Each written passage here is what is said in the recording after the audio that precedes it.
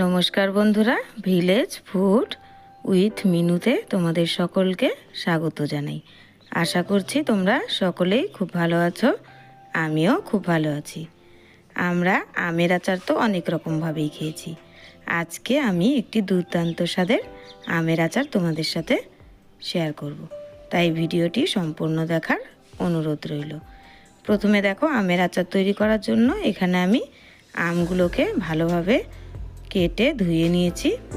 এগুলো কিন্তু আমি অর্ধেকটা করে কেটে নিয়েছি, আর তারপর বটি দিয়ে ঝিরিঝিরি করে উপর থেকে একটু কেটে নিয়েছি। এবার আমি এর মধ্যে দিয়ে দিচ্ছি সামান্য পরিমাণ একটু লবণ আর পরিমাণ মতো চিনি।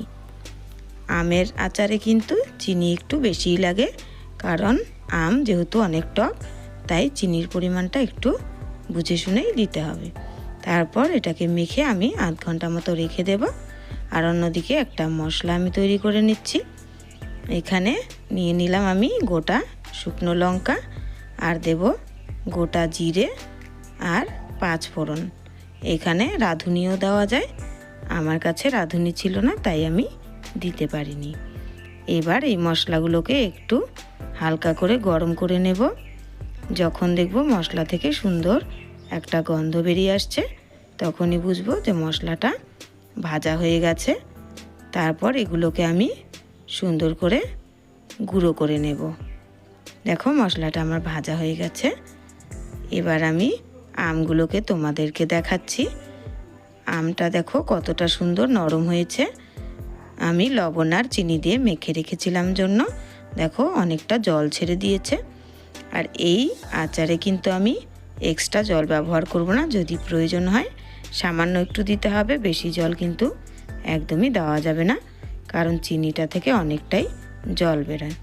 দেখো, এবার আমি এতে দিয়ে দিচ্ছি সামান্য পরিমাণ একটু হলুদ। হলুদটা দিলে কালারটা খুব সুন্দর আসবে। এবার ভালোভাবে একটু নেড়ে চেড়ে নিয়ে আমি কিন্তু ঢাকনা দিয়ে ঢেকে দেব।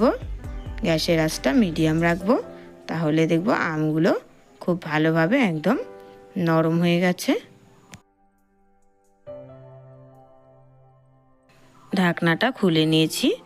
এবার আমি একটু মশলা এখানে দিয়ে দিচ্ছি। যেই মশলাটা আমি গুঁড়ো করে রেখেছিলাম, সেই মশলাটাই এখানে আমি দিলাম।